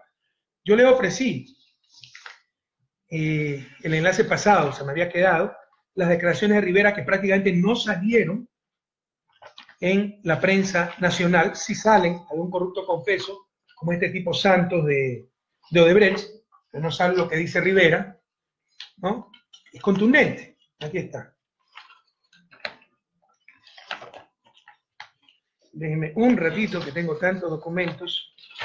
A ver, aquí está, ¿no? Las declaraciones de Ricardo Rivera. Dice, el principal acusado, o uno de los 18 acusados, también quiero que prueben asociación ilícita entre 18 personas, una brutalidad lo que están haciendo. No es verdad que haya buscado al señor José Concellao Santos para intermediar con el Estado ecuatoriano. Lo dice en su declaración. Mi relación con el señor Jin, que es el dueño de Glory, no sé cuánto, en Hong Kong, fue en el 2010 y esa transferencia ocurrió en el año 2012. No tengo ningún vínculo comercial ni profesional con Glory International Industries. Bueno, ese es el problema de Rivera.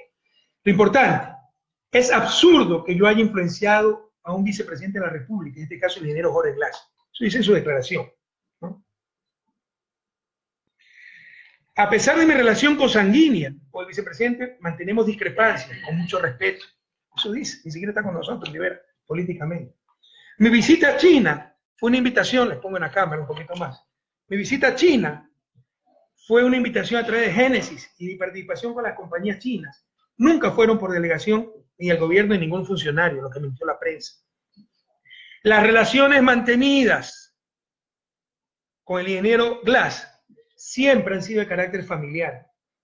Jamás hemos tratado temas que estén relacionados o que tengan que ver con el presente caso de supuesta asociación ilícita y sobornos por parte de Odebrecht. Jamás tratamos temas que tengan que ver con Santos, ni de la empresa, y el único tema que conozco de la compañía Glory fue el que me hizo conocer el vicepresidente por correo. El ingeniero Glass me hizo conocer el resultado de las investigaciones, ya que el gobierno invirtió la denuncia de Páez, hizo la investigación. Esos resultados no son reservados y concluyen con la no participación mía en dicha empresa. Eso lo declara Rivera, pero le dan más credibilidad a un corrupto confeso como Santos, que tiene centenas de millones de razones para odiarnos. Porque le quitamos el puerto de Manta, 200 millones de dólares. No le pagamos 80 millones que tenemos que pagarle, teníamos que pagarle, pero lo retuvimos cuando se explotó el escándalo de corrupción.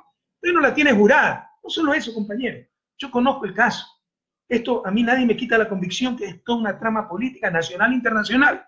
Porque como ya sabían que Jorge iba a ser candidato a presidente o vicepresidente, esto empezó 2 años antes. Acuérdense, en noviembre del 2016 también la publicación de diario La Estrella de Panamá, un diario amarillista. Pero las delaciones de estos tipos de Odebrecht, Santos, fueron a inicio del 2016. Vienen en junio del 2016 con grabador en mano para involucrar al vicepresidente y no lo logran. Graban al vicepresidente. O sea, si el vicepresidente estaba involucrado, lo más fácil era grabarlo él. Pues. Cuando se tiene reunión con el vicepresidente, este tipo les trata, yo he escuchado los audios, les trata de sacar, y bueno, ¿cómo va la campaña? No sé. Y bueno, ¿usted va a ser candidato? No sé. Y no logra absolutamente nada. Cuando se reúne con el control, se dice Jorge Glass, pero lo dice este corrupto, porque claramente la trama es tratar de involucrar a Jorge Glass. Y cuando ya se quedan sin pruebas, sale por ahí un pendrive, ¿no? A ver, aquí está. ¿Qué artículo es? 150. Artículo 150, está el 146. A ver, 146. La Constitución señala que son causas de ausencia temporal del presidente y vicepresidente, la enfermedad u otra circunstancia de fuerza mayor que le impida ejercer su función durante un periodo máximo de 3 meses, o la licencia concedida por la Asamblea Nacional. Jorge Glass pidió vacaciones. Y solo en este caso se lo reemplaza el vicepresidente. Lo reemplazaron pese a que está de vacaciones aceptadas. ¿Es para qué? Para que contarle los días para declarar el abandono del cargo. Todo esto, acusar a un hombre inocente, la judicialización de la política, el libreto de Brasil, como hicieron con la presidencia brasileña, con el caso de Dilma Rousseff y el traidor Temer, aquí tenemos otro traidor, el Temer ecuatoriano, es para apoderarse de la vicepresidencia, no se engañen. En todo caso, cuando se les caía el caso, sale un pendrive, dice, con centenas de mensajes que demuestran una relación más allá de lo familiar de Jorge Glass con Rivera. Primero, no es prueba válida. Segundo, incluso tomando todo como está, no dice absolutamente nada. Yo he revisado los mails, no me lo han contado. 92, 95 mails en 6, 7 años, un mail más o menos por mes. 60% de eso sobre su tesis cuando la acusaron de que había plagiado. Nunca hablan de Odebrecht, nunca hablan de esa tontería. Nunca nada. Pero a la opinión pública le dice, hay un flash drive lleno de mensajes de Jorge con su tío. Eso es falso. Pero no solo eso. Claramente una jugarreta de inteligencia. De repente aparece un testigo con un pendrive. Cuando lo interrogan no sabe ni cómo prender una computadora. O sea, pero él bajó todas las claves, toda la información, etcétera, ¿no? Y cuando le preguntan por la computadora, que es lo que se requiere para saber si algún mail fue manipulado, dice que la botó. Y le da el pendrive a un capitán de inteligencia que es amigo de él. ¿Quién puede creer esas piedras de molino? ¿Quién puede tragarse esa piedra de molino? Esto es una guarreta de inteligencia. Eso ni siquiera es prueba válida, debería ser desechada por el juez, por el tribunal. Pero incluso si fuera aceptada, no dice absolutamente nada. Jorge Glass, que el mundo entero lo sepa, que todos ustedes lo repitan, es un perseguido político, un inocente, está preso, que tiembla el mundo, compañero. Jorge, un abrazo para ti, toda nuestra solidaridad y nuestra admiración por tu honestidad. No saliste corriendo como tantos otros cobardes que te insultan y te persiguen. He dado ejemplo de convicción, de responsabilidad, cómo han abusado del derecho, con qué saña te han tratado. Por último, las medidas económicas. Felizmente no hay mucho que hablar en esto. A ver, es que en verdad no es nada, son cosas dispersas. Saben que el modelo, nuestra política han funcionado, entonces no las están cambiando, las están manteniendo como debe ser, pero recuerden que empezaron con un supuesto decreto de austeridad. Me río porque de los 28 puntos de ese decreto, 18 ya estaban en vigencia permanentemente u ordenados por nosotros, ¿no? Les pongo un ejemplo. Prohibición de vehículos, artículo 19. Comprar carros caros. Hace rato que está esa prohibición. Pero bueno, a repetir para quedar bien. Y ahora acá rato vender los carros de lujo. ¿Dónde están? El único carro de lujo que teníamos era el de Lenín Moreno. ¿Dónde están? Puro show, pura mentira. ¿Se acuerdan que también dijeron que iba a vender el avión presidencial? Estamos esperando que lo vendan. Lo terrible de ese decreto es que centraliza el Banco de Fomento, ¿eh? Van a Ecuador, lo sacan de Quevedo para mandarlo aquí. Este es un gobierno tremendamente centralista. Yo no sé cómo permitieron eso los riocenses y las autoridades que representar a los fluminenses. El decreto de autoridad es pura farsa. Dicen que van a obtener 500 millones de ahorros. Es mentira. Y nadie dice nada. Yo acá no tengo todos los datos, pero ya vamos, les ofrecí hace algunas semanas el fact-checking, chequear los hechos. Lo estamos haciendo. La gente trabaja en su tiempo libre, está siendo perseguida, etcétera, tiene que cuidarse, pero lo vamos a hacer, ojalá esta semana, y el Observatorio Ciudadano para dar seguimiento a las cosas que ofrecen, cuántas casas se han hecho, cuántos bonos se han aumentado. Pero verán, 500 millones, una gran mentira. Que hagan el desglose de esa plata, es mentira, es pura demagogia. También nos dijeron que 10.000 millones en deuda, más que salud y educación juntas, eso dice Moreno que no sabe nada de economía. Ustedes sí recuerdan que antes se hablaba solo de deuda externa, ¿se acuerdan o no? No se hablaba de deuda pública, ¿se acuerdan? Deuda externa. ¿Por qué? Eso es lo importante. Países como los nuestros, el Estado no se financia el sector privado. El sector privado se financia el Estado. Países como Alemania sí se financia del sector privado nacional e internacional. Entonces, lo importante es sobre todo la deuda externa, porque el resto de deuda de un gobierno es inferior al Estado. Es del bolsillo derecho al bolsillo izquierdo.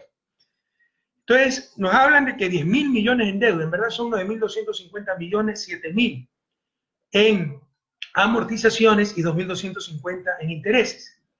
Pero 4.500 millones de deuda interna, es del bolsillo derecho al izquierdo.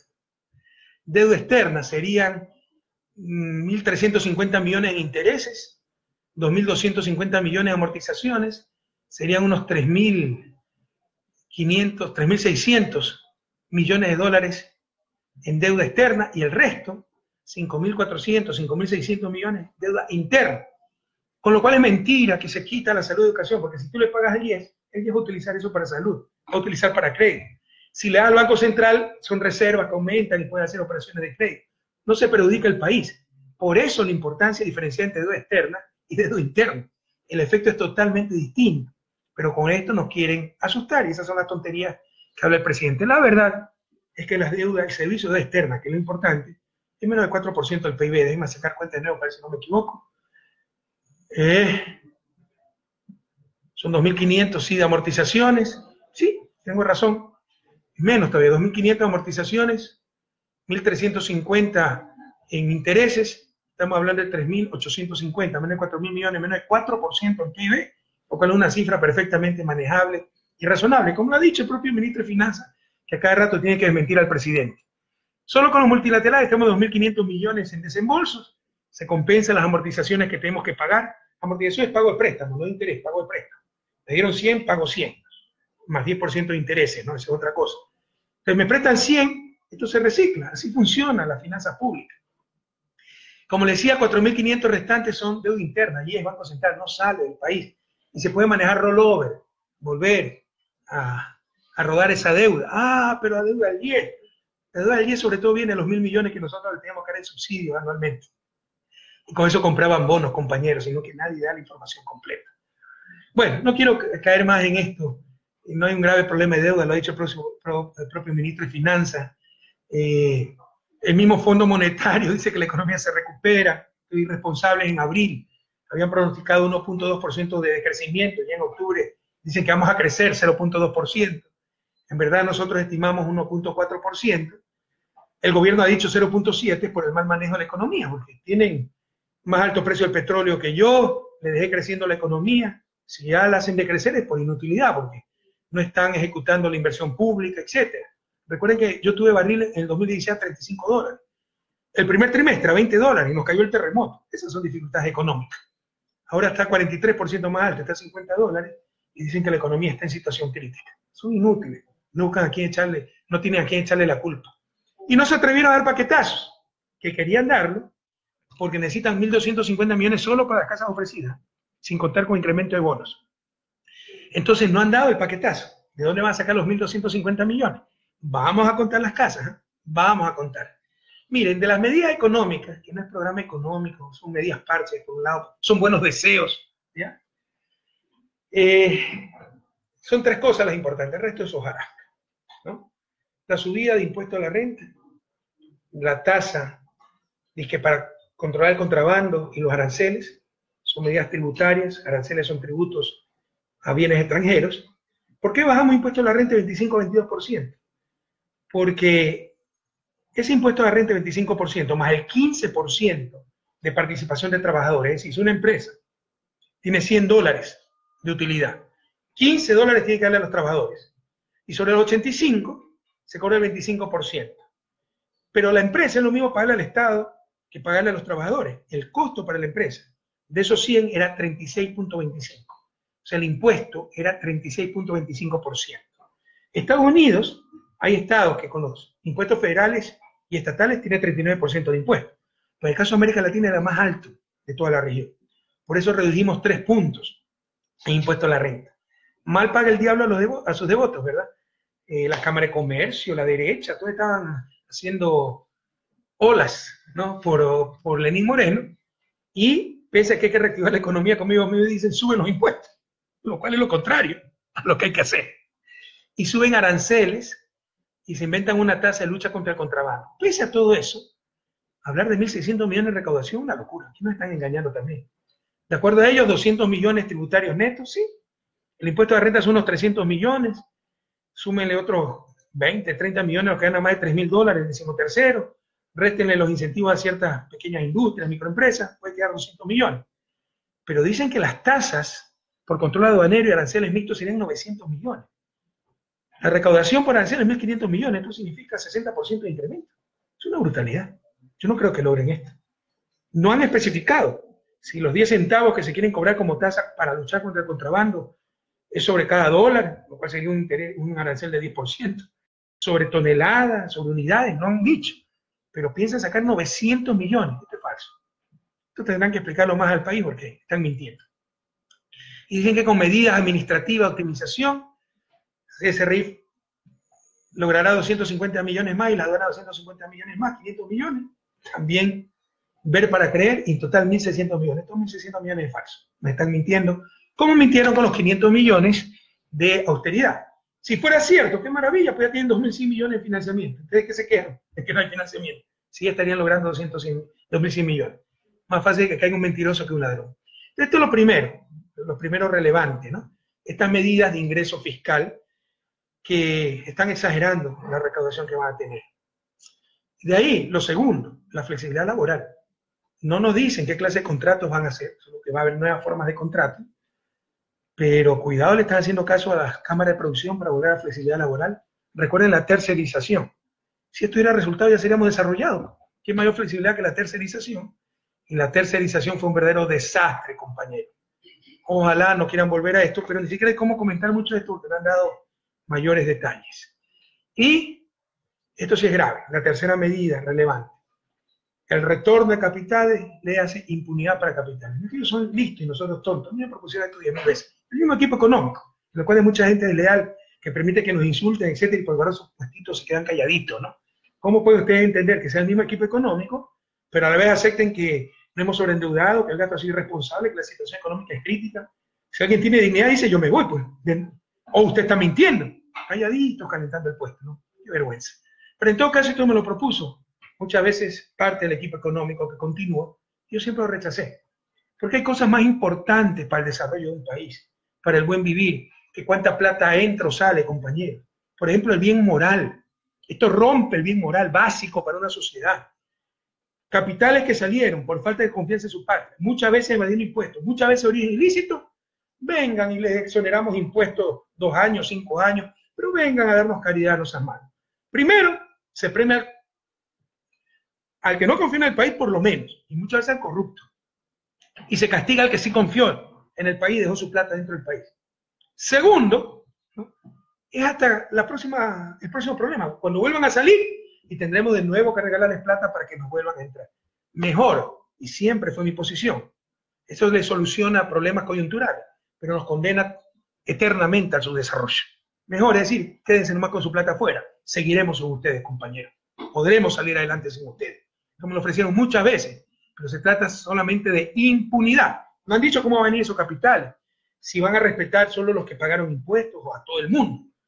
Pero incluso los que pagaron impuestos y sacaron esos capitales a empresas offshore, presionaron a su propio país. Y están sancionando, discriminando a los que sí dejaron su plata en el país. Esto es terrible para un país. El mensaje que se manda es horroroso e insisto, se sacrifica lo más importante para el desarrollo, que no es cuántos dólares me entran o salen en ciertos periodos económicos, sino el bien moral. Bueno, ¿cuáles son los problemas?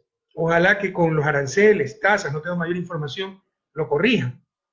El mayor problema está en el sector externo, compañeros. Con el boom de importaciones, porque se está recuperando la economía, como se eliminaron las salvaguardias, como habían importaciones congestionadas, acumuladas, la cuenta corriente, que es lo importante, el saldo externo, ¿no?, nos ha bajado del junio del 2016, 954 millones, a junio del 2017, 59 millones. Esto es gravísimo. Si sigue esta tendencia, vamos a tener graves problemas. Tienen que corregir esto. El problema nuestro es el sector externo. Yo sé que el discurso debe ser el sector fiscal, eso es pura política. Porque el sector fiscal implica, si hay un problema fiscal, de haber menos Estado. Si hay un problema externo, hay menos negocios privados. Porque las exportaciones e importaciones son privadas, sobre todo importaciones privadas. Entonces, siempre la apunta al sector fiscal. Pero el verdadero problema del país, más un país dolarizado, como ya le he dicho, es el sector externo. Recuerden que la economía es como una cadena. Pueden tener eslabones muy fuertes, pero la fuerza de la cadena se mide por el eslabón más débil. El eslabón más débil se llama sector externo. Y lo que sí me preocupa, estas son medias parches, inconexas, todavía no tengo información completa, yo creo que es una fantasía que va a reunir 1.600 millones de dólares, pero hay que tener más detalles sobre la tasa a las importaciones y el incremento de aranceles, pero no hay medidas de impulso a la inversión pública, ni al sector privado. Por ejemplo, reducción de intereses. ¿Qué medida con respecto a la banca? Porque tienen el pacto con los banqueros, que no quieren tocar el sector financiero para abaratar los créditos, para que haya más crédito. Si siguen así, la economía crecerá poco, y en el 2018 decrecerá, y no será, como quieren decir, culpa del anterior gobierno, será culpa de su propia mediocridad e ineptitud, compañeros. No hay programa económico, porque hay medidas sueltas, algunas muy preocupantes, flexibilidad laboral, la impunidad para los capitales que salieron, y prácticamente no hay ninguna medida directa para apoyar al sector privado y para recuperar la inversión pública. Estoy tremendamente preocupado porque realmente vemos un gobierno que quiere contentar a todo el mundo, contentando a todo el mundo no hace nada, no toma decisiones, y esto puede hacer perder lo logrado. Yo entregué una economía en crecimiento y el primer trimestre fuimos el segundo país que más creció en toda América Latina, solo nos ganó Uruguay, y estabilizada. Y esta gente redujo a la mitad la expectativa de crecimiento, y puede ser que la reduzca más, pero es por su propia inoperancia, por su propia ineptitud. Compañeros, se alargó un poco el enlace, pero creo que era información importante. Nuestro saludo a Jorge Glass, mejores medidas económicas. El modelo funcionó y continúa. De todos modos, hay que tomar acciones que no las está tomando el gobierno, sobre todo con respecto a financiamiento del sector bancario, con el cual tiene un pacto para ayudar al sector privado, para recuperar la inversión pública, y sobre todo lo de la consulta popular. Se trata de un verdadero golpe de Estado blando, disfrácenlo como lo disfracen, ¿no? A reaccionar por el ecuatoriano. Ojalá la Corte Constitucional cumpla con su deber. Si no lo hace, tendremos que ir a una asamblea constituyente, no permitiremos el saqueo de la patria, no permitiremos el viejo país, el país de la camioneta, y nos volveremos a encontrar en las urnas. Un fuerte abrazo y hasta la victoria siempre.